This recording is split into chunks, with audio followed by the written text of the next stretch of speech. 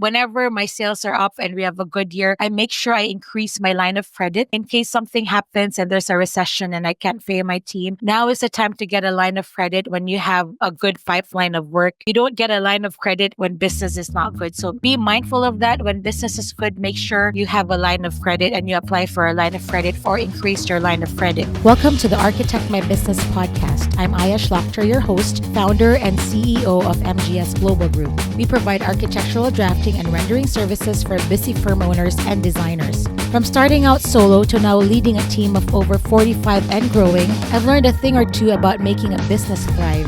Whether you're thinking of starting, already managing, or want to take your business to the next level, this podcast is for you. Each episode is packed with simple, actionable tips in leadership, people, marketing, processes, and of course, profit. I keep things real. Like you, I've got no time for fluff. This podcast is brought to you by MGS Global Group. Now, let's get into this episode.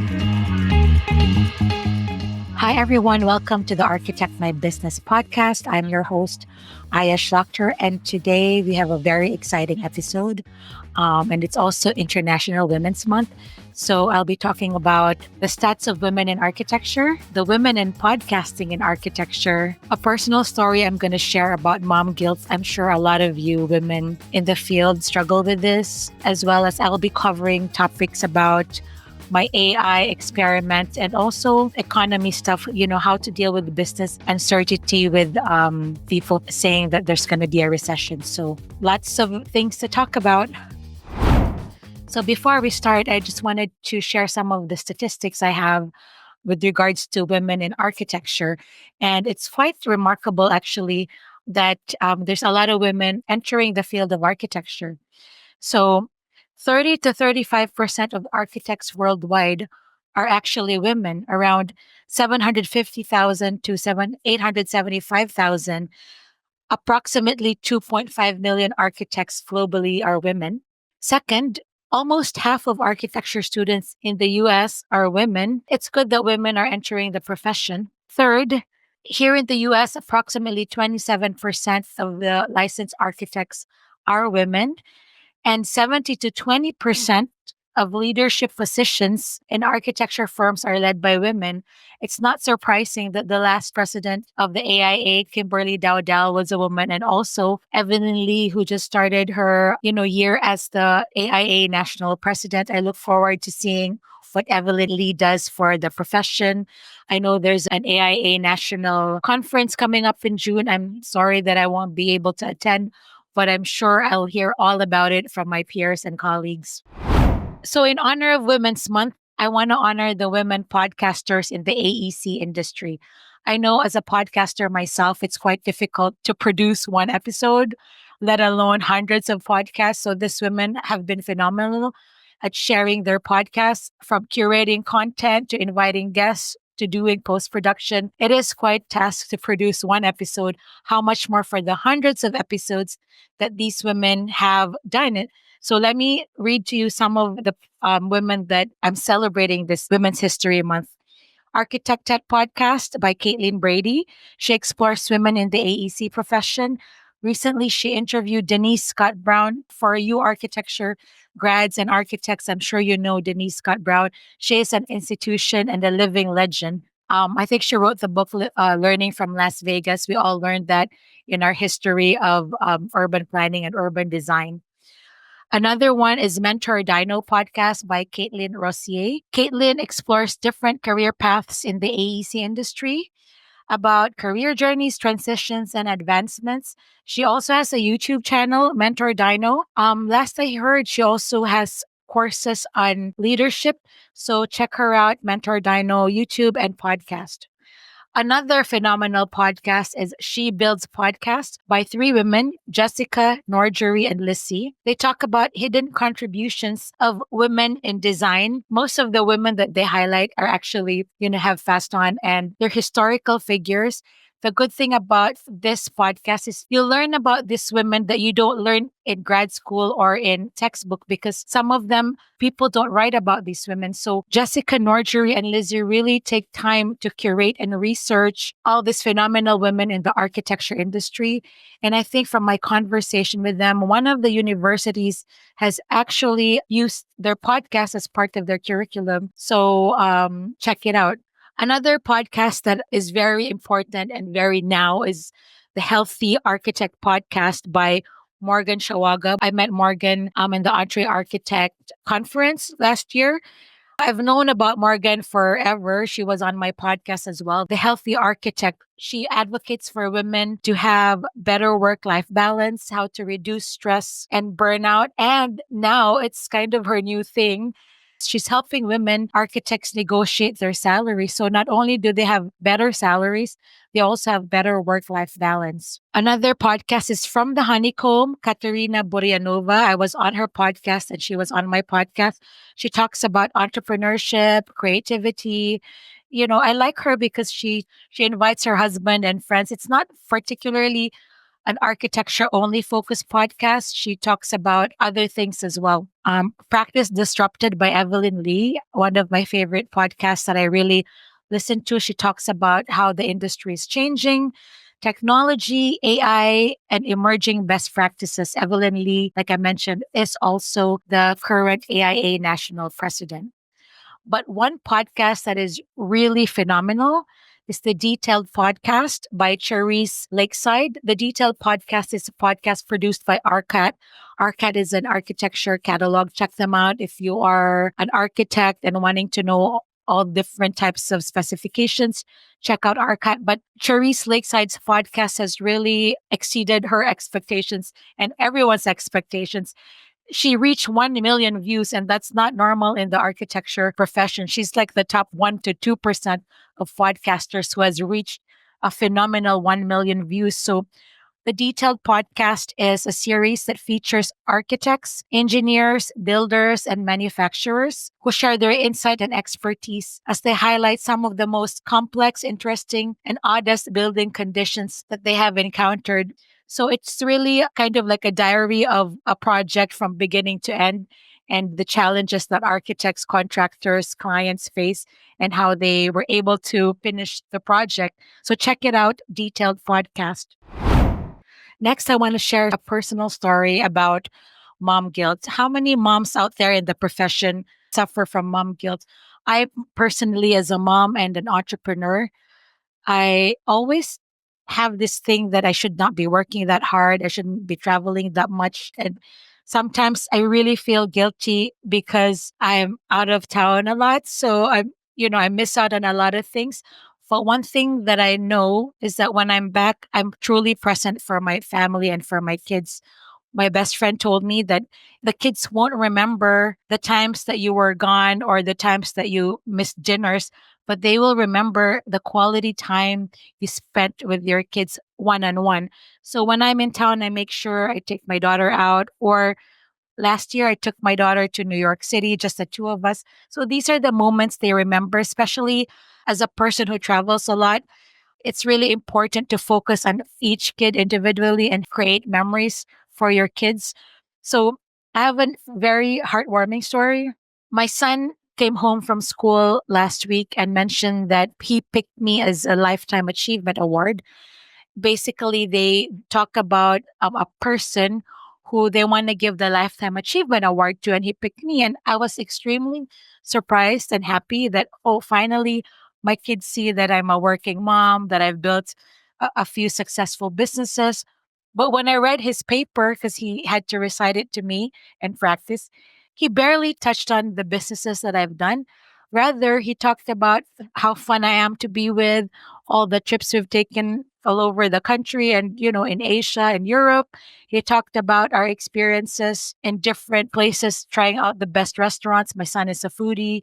He also talked about the fact that I always drive him and encourage him to do sports like chess, pickleball, jujitsu, and all the things. And one of the things that struck me is, I realized that I was successful in terms of making sure my kids felt my presence when I was around. It's so easy for us parents to just zone out and be on our electronics and screens. But as a person and a mom and an entrepreneur who travels so much, I make sure I spend quality time with my kids as much as I can. I remember Evelyn Lee posted on LinkedIn and asked a question because she also travels a lot, and she asked a question on her LinkedIn, what do you do to make sure that you spend quality time with your kids when you come home from work? For me, every time I have the opportunity to drive my kids around to pickleball or to the gym, I take that opportunity because it's those 5 to 8 minutes in the car rides that really create a bond, and there's no distractions and no electronics. So that's one way of, spending quality time with my kids. Obviously, my kids love my cooking. So whenever I come back from out of town, I make sure I prepare their meal. So that was really nice that my son picked me as the Lifetime Achievement Award. But I still have mom guilt, especially when I travel a lot. I'm traveling again next week for PodFest Asia. I'm one of the organizers of this international conference, and we're bringing in a lot of international speakers from the US, Singapore, the Philippines, and it's going to be exciting. I will be sharing more about PodFest in my next episode. So, next topic is AI related. So, last week, I did an AI experiment. I just wanted to test AI, and I asked AI a question. I used ChatGPT, Perplexity, Claude, DeepSeek, all the same questions. And the question that I asked was, what are the top five biggest challenges in the AEC industry is facing right now in 2025? Guess what the answer was across all platforms? AI consensus, labor shortages, and workforce development was ranked the number one challenge the AEC is facing right now. So, knowing that as an industry, how can we contribute to solving this problem? The AEC has an opportunity to embrace new ways of working, innovative business models, and talent solutions to build this gap. As we all know, 10% of the architects in the US are expected to retire. A lot of the baby boom generation, who are mostly small firms, are retiring and they have no succession plans. So there are labor shortage because of the architects that are retiring. A lot of people have quit the profession, specifically some of the women during COVID. And also, there is a gap in the talent pool for those architects that have 5 to 10 years of experience. So now there is a huge labor shortage across the industry, not only for architects, but also contractors, tilers, and all the different fields and services around the AEC industry. So I know this for a fact because I've been trying to get a client for 18 years. I've been talking to them. I've been in the business for 18 years. And there's this one particular client I really wanted to work with because they're retail heavy. And that was my area of expertise 18 years ago. We're diversified now. But now they contacted me and asked if I could work with them. And I asked them the question, like, why did it take 18 years for you to hire me? Again, we've been in touch, what it's like in the profession. You go meet in happy hours and industry events.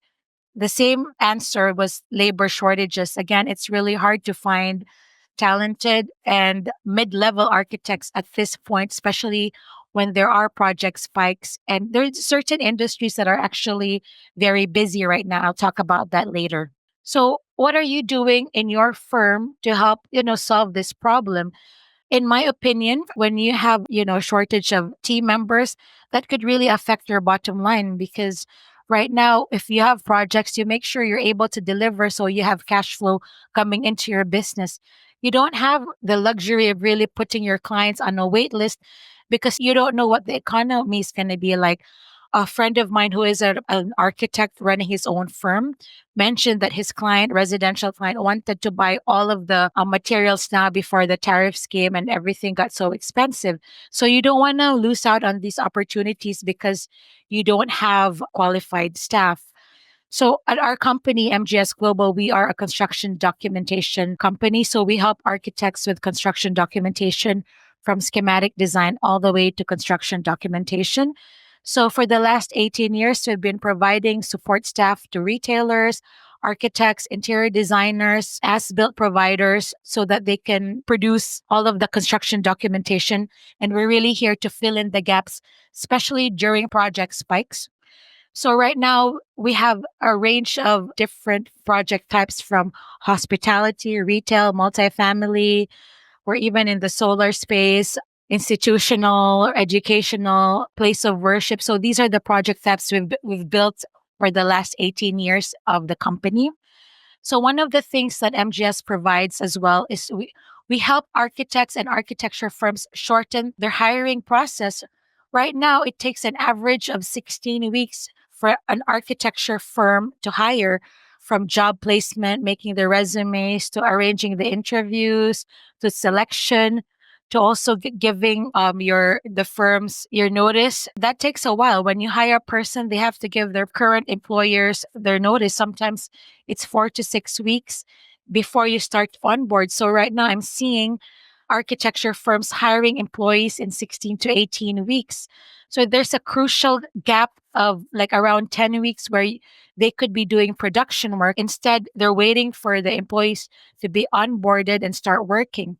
In MGS Global, it only takes us 5 weeks from when you get on a discovery call until onboarding, because we have pre selected resumes already in our pipeline for different types of architecture services and skill sets to serve your needs. So if you ever need architects right now in different industries and different skill sets and software, like we use AutoCAD, ArchiCAD, Revit, all the different software our company uses. So we're here to really provide architects and designers with staff to really support your pipeline, especially during project spikes. You don't want to be hiring and firing your employees if you don't have to. It's not also good for the company culture when you have a cycle of hiring and firing, and it's not sustainable for the firm. So some of the solutions, if some of you are not ready to outsource or work with external providers, for the US architects, I think you need to build a network of subcontractors. You can talk to friends, colleagues who are willing to do freelance work for you when you have project spikes. Second, you can promote from within. So instead of hiring outside, you can see who are the people in your team that can take the higher level positions, project management positions, because you never know, they might be ready for these positions. Also, one of the things I talk about is really hiring is a two-way street. What do I mean by that? It's no longer an employer's market anymore. It's also an employee's market. So employees are also qualifying you if you're a good company to work for, if you have good culture, work-life balance. So one of the hiring strategies that we use in our company is our social media. We have a very robust social media Instagram page where we highlight all the fun things we do at the office, like our ping pong events, and we have a gym in the building. So we show that we have a gym and people working out, or sometimes we hang out and have bubble tea together. So it's these things that can help attract talent. So again, hiring is a two-way street. Try to find ways where you can find potential employees and attract them to your firm. Another suggestion I have is create employee testimonials. Yes, maybe in your LinkedIn page, you can highlight an employee and giving testimonials of why they love working for you or how long they've been in your firm. Again, this is a way of attracting talent. You have a bigger chance of hiring the best talent if you and your company show a good work culture on your social media and on your website.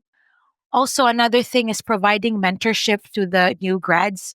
I think mentorship is really important because I know we can get so busy and have short fuses if the people that we hire are not ready. But remember, these new grads have very little to no experience. So I think training them and making sure we're nurturing the new grads can really lead to, long-term employees. I've hired so many employees fresh out of grad school or fresh out of college, and they've been with me for years. My longest employee has been with me for 15 years. Ken has been with me for 15 years, and I've just kept on promoting him and also, giving him promotions and raises, which he deserves. Another thing is, explore some AI tools, because there are AI tools that can help you manage your workflows and really optimize some of your processes. For instance, ChatGPT to help you with your emails, or if you're looking to help ideate more of your design processes, you can use Maquette.ai. They're an AI tool that really helps you with residential floor plans, or if you are doing multifamily and you want different ideations in terms of site planning, Snaptrude is good, TestFit is good. Hectare, which I just reviewed, is also very good and affordable. Again, you have these AI tools that can help you when if you don't have all the stuff that can help you. I urge you to check out my other podcast, AI for Architects podcast, where I do all the tool reviews and use cases of these particular tools that can help you really with your workflows. Also, check out my LinkedIn profile. I share almost daily in terms of what's going on in business development, AI. Check out my LinkedIn, Aya Schlachter. So, my question for you is, how is your firm adapting to the labor shortage? Are you hiring, outsourcing, or leveraging AI? So, one hot topic right now is how to deal with business uncertainty and recession.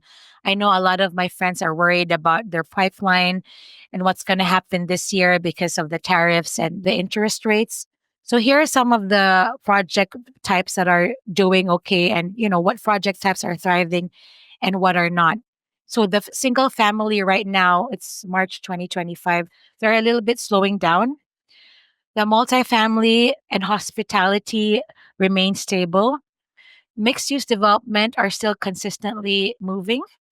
Infrastructure and education, data centers and manufacturing remain strong this quarter. So no slowdown there because data centers, for instance, I mentioned this earlier, a lot of data centers are popping out everywhere because of AI.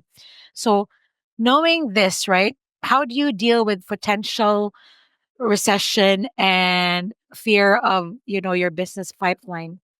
So that's one thing I was super nervous about, and when I'm nervous I always ask my mentors and business consultants and some of my peers.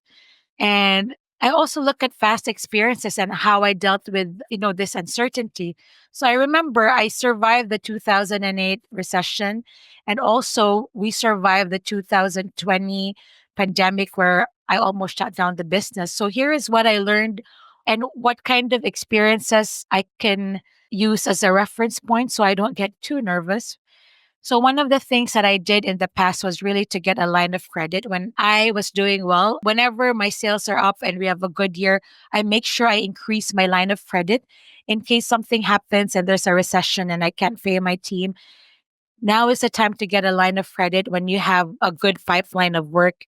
You don't get a line of credit when business is not good. So be mindful of that. When business is good, make sure you have a line of credit and you apply for a line of credit or increase your line of credit.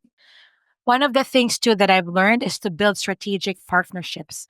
Let's say you're a residential architect and you know that the next quarter is not looking good for you. As early as now, you need to kind of find people in the architecture space who are busy so you can build strategic partnerships and work with them, especially when they have overflow. It's a win-win situation for the people in architecture firms who are busy and for you who need additional work, especially during the recession. One of the things I've really mastered doing is really double down on marketing. I know during the 2008 recession and the 2020 pandemic, I really made sure I built my podcast, my website, created a lot of content. I'm not saying you need to double down on marketing when there's a recession and where you're paranoid. Marketing should be consistent. You need to budget at least 10% of your revenue to marketing consistently whenever there's a downturn or when you're doing well.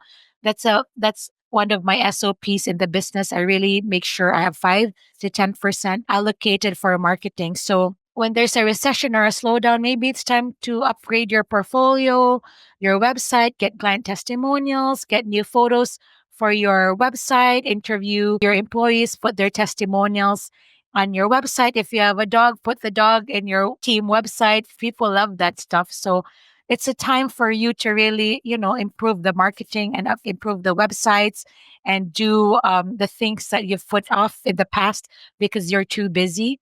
So that's one of the things you can do when you're not that busy, right? All the administrative things that you've put aside. Also, as a firm owner, it's also important when I was talking about line of credit, you have reserves like For me, I make sure I have 6 months worth of payroll, but some people have 3 months, 2 months, but whatever is, if you have up to 3 months worth of operation expenses covered, then you're in good shape.